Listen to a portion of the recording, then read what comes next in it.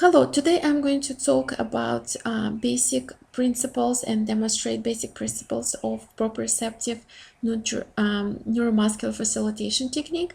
So when planning activities for treatment, the first question to be asked whether personal limitations happen due to stability or mobility limitations. If both limitations exist, then the first thing to address is stability, both static and dynamic or disturbed stability. Um, Mobility is comprised of adequate range of motion and ability to initiate and sustain active range of motion. PNF approach addresses progressive stages of motor control and heavily relies on various facilitative techniques such as compression, resistance, relaxation, vision, sound, and normal reflex activities. Movement is possible due to normal tone of muscles. So if an individual has hypertonicity or hypotonicity, normal activities can be inhibited. With hypertonicity, contractures are possible, and with hypotonicity, the person may be unable to perform activities against gravity. So normalization is attempted through goal-directed movements or maintained posture. Facilitation is done in occupational contexts as much as possible because an attempt to accomplish a simple goal is powerful in terms of neurological integration.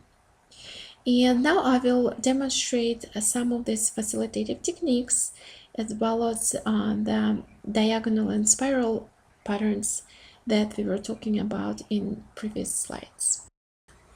Now I'm going to demonstrate some of the facilitative techniques. So the first technique is called heavy joint compression. It is a facilitative technique for joint stability and co-contraction of the muscles around the joint. So basically you apply compression on the joint.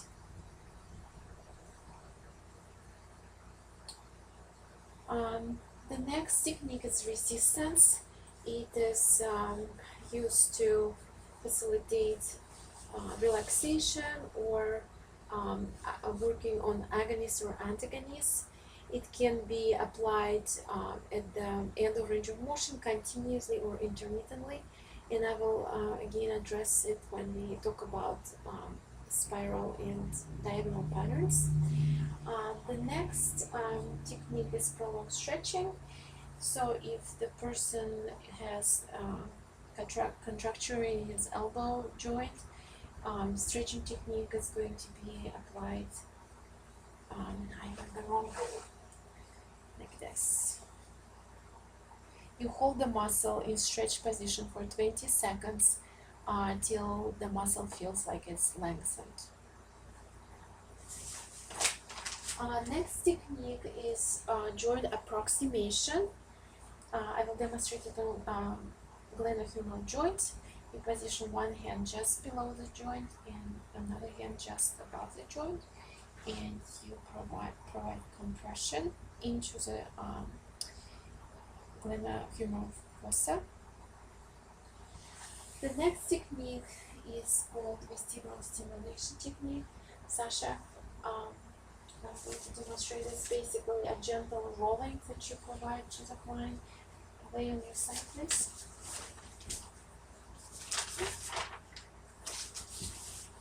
So you position one hand on one shoulder, another hand on the hip of the client. I don't know if you can see that. And you just roll the client from supine to the side.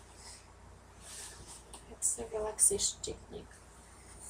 And one more technique is it's called tactile stimuli. Sasha, lay on your stomach, please.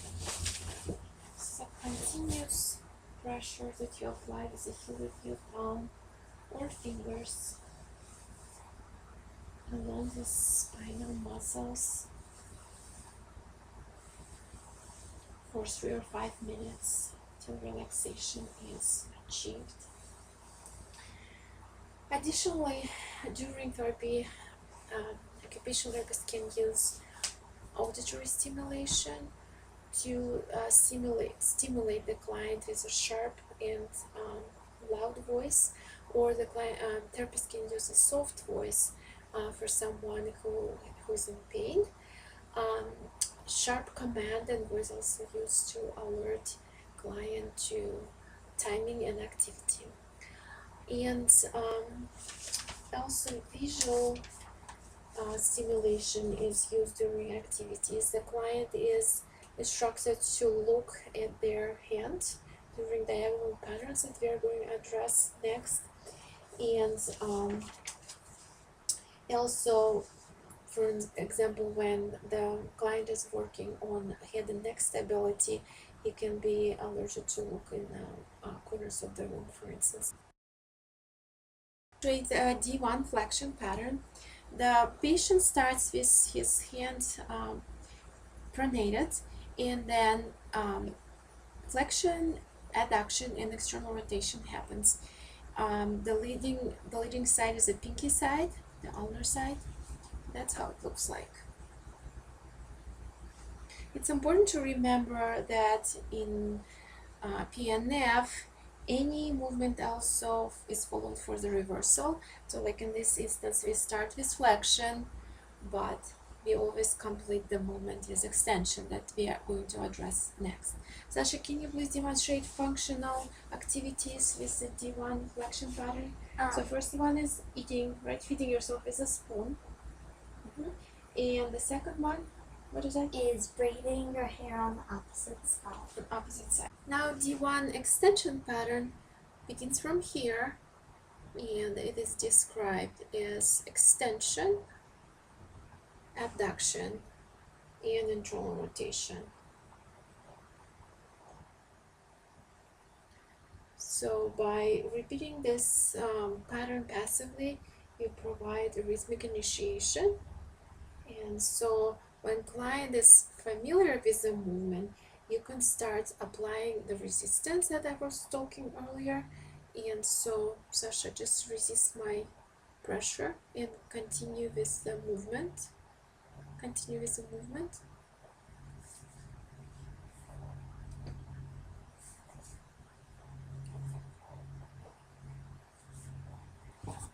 So here are the examples of the D1 extension pattern.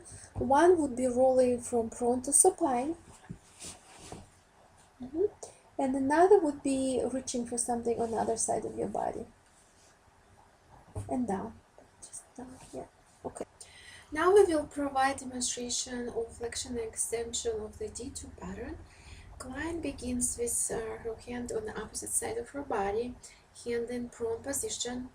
Thumb will lead in this group of motions, and during flexion, shoulder will flex, abduct, and also externally rotate.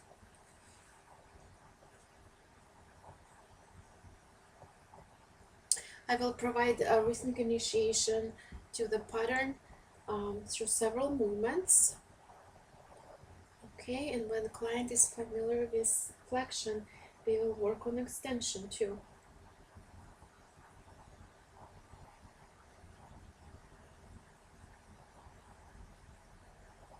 Okay, so examples of these patterns would be what, Sasha? Would be zipping or buttoning up a shirt or dress on the side of the body. And also the example of extension would be racket lift in tennis. Yeah, she's left-handed. Okay, and now I also wanted to show how to use resistance exercise with this pattern. So Sashi has a full range of motion with her shoulder, but I'll ask her to pretend that she doesn't. So imagine that your shoulder doesn't flex more than this, okay?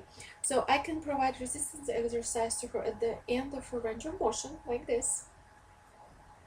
That would be an example of isometric contraction. I can also provide resistance here, push into my hand here, And the resistance applied can be continuous. That would be example of isotonic contraction. So as she flexes or extends, now provide resistance here. That would be example of isotonic contraction, or it can be just intermittent. So push into my head, relax, relax now, and push into my head again and relax. That was example of intermittent resistance applied.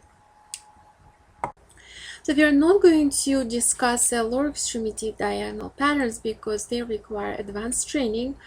They do exist, so, and they're very useful in regaining ambulation and regaining control of bladder and bowel movement. So instead we are going to look at some bilateral patterns of movement, and we can see that in the more advanced patterns we will recognize as diagonal movements that we have talked about previously.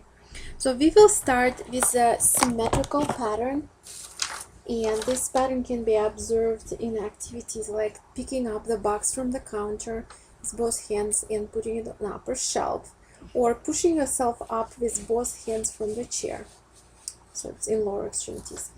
Another pattern is called asymmetrical, and this is basically observed when you move either both legs or both arms to one side of the body. The next pattern is reciprocal pattern. It combines diagonals or the same diagonals either in legs or arms, and it can be observed when somebody is balancing on the balancing beam. And the next level of combined patterns involves both upper and lower extremities. The first pattern is ipsilateral pattern. In this pattern, extremities at the same side move in the same direction at the same time. Yeah, like that. Thank you. And contralateral pattern.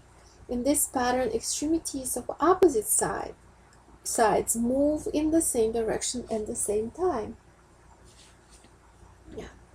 And the most advanced pattern is called diagonal reciprocal pattern. We observe it during crawling, so you can demonstrate it. It's in this pattern, contralateral extremities move in the same direction at the same time, while opposite contralateral extremities move in the opposite direction. So this movement demonstrates ontogenetic progression in normal human development that requires increased functional abilities. So therefore, if we deal with a neural dysfunction and possibly retrieval to the lower developmental pattern in movement, the goal of the therapy is progression from the lower bilateral pattern movement to the higher one. So if we are at ipsilateral level, that we need to progress to contralateral and to diagonal reciprocal level.